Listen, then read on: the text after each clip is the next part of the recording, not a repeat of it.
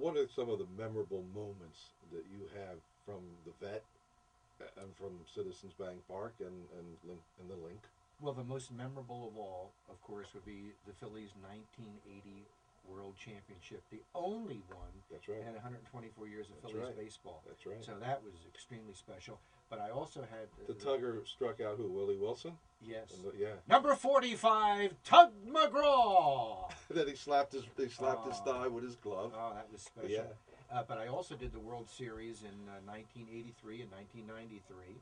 I did the Major League Baseball All-Star Game in 1976 and in 1996. And at the 76 Major League Baseball All-Star Game at Philadelphia Veterans Stadium, I introduced then President of the United States, Gerald R. Ford. I've also done the Army-Navy game a couple of times here at Lincoln Financial Right. Field, and I had a chance to introduce President Bush there a couple of years ago. And then with the Eagles, I've done 4 NFC championship games. So those were special. Those are probably the most special. Yeah, that is so great. And as you said, you serve at the pleasure of the ownership. I have to think that, well, Harry Callis is the same way. He serves at the pleasure of the ownership, and Merle Sure. is at the Eagles. But like I said, these voices are such, they're institutionalized.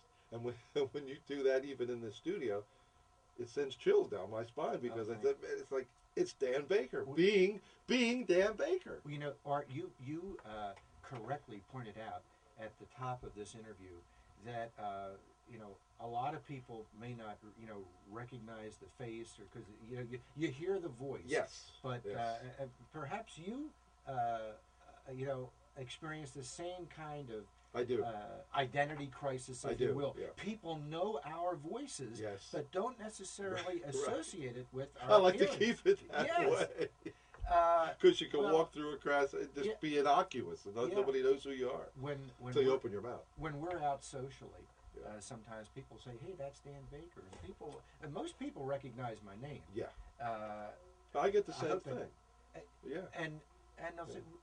"Well, you know," but they don't necessarily recognize my face. Right. Exactly. So I'll talk, and they'll say, I see by the look on their face that they're questioning. Say "Is this the something. guy?" Say something. Now batting for the Phillies, number 12, second baseman Mickey Morandini. Now, you're him. Right. You're Exactly. him. Yeah, I know that. I know. Yeah. See, but you wouldn't speak like that. You No. know, you go to No, a no. cocktail party with Right, your wife. right. Say something, Dan. Right, right. Hi, how are you? I'm Dan Baker. Right, they might be able to tell just a little bit some of the vocal qualities. But that's great. That's great. And when people hear you through the public address system and the loudspeakers, see it, and now it's a whole different. Sure. I know the voice when you do that here in the studio, Mm-hmm. but when you hear it on the public address system, it's a whole different thing. Mm-hmm. But I wanted to share with our audience and with you. We were talking before the show about our good friend Merrill Reese, Yes. and I was a disc jockey many years ago at WDB when they were playing music. And Merrill, I was the morning guy, and Merrill was my newsman. And he did news and sports, and I found out one day that he was coming back in the afternoon, and he wasn't getting paid. I said, "Well, Merrill, what are you doing coming back doing sports? You're not getting paid." And he said, "Well, one day, I'm going to be a play-by-play guy." And I said, "Well, you know, that's cool." Oh, man, And the rest is He's history. the best. What I love about people is they'll turn down the television and turn on the radio so that they can hear Merrill doing the play-by-play instead of the announcers. He's a you know, great on Fox talent. or CBS. Yeah. And he's a great talent and a great friend. And Yes. we were also discussing my daughter, Courtney Baker, is the news director at WBC. Which he is Radio, a partner in. Yes. where he's a partner and Yeah. vice president and general manager. Right. Exactly. It's great. And I saw it. You showed me a picture of Courtney, and she's a very lovely young woman. And the problem, as you know, being in this business for such a long time as I've been, you can really get discouraged. And sometimes talent and ability don't always cut it. There's a lot of politics in this business, so there's a lot of jealousy in this business. There's a lot that goes on that people really aren't aware of.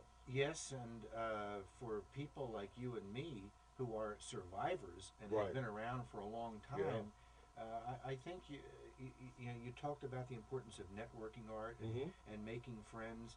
And I'll tell you, nobody should for a moment minimize how important that is, because I believe there are a lot of talented people out there, There are. and Yes, there are. talent alone is not enough to win the day. No, no, because there's so many people, and the jobs seem to be getting fewer and fewer and fewer. Years ago, when I started out as a disc jockey, but there were all the stations had a news department. Now the stations don't have a news department. There's only one all news station in the market. There used to be a couple, and the news jobs are beginning to disappear. And so I think it's good that your daughter is doing what she's doing, and we certainly wish her well. Oh, thank you.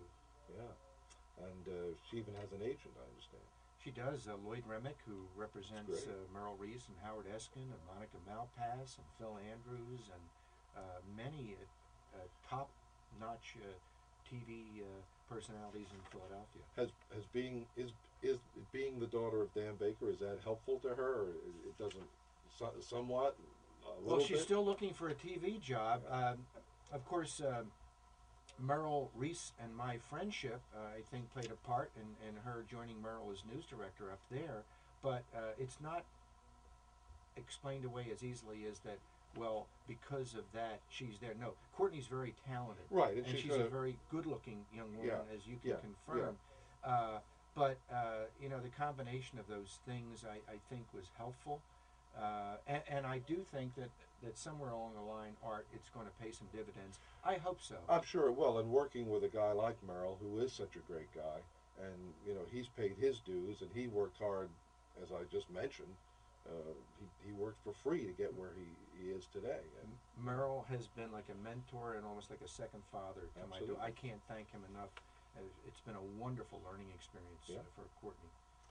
Well, I want to thank you, Dan. It's been a real pleasure. I think we're just about out of time, but Thank you for having me. it's wonderful to have you here at the corner table. See, we put out the lace and the doilies, and we don't have the martini glasses yet, but they're on order. And that's another get-together at the corner table. Many thanks to Dan Baker for joining me.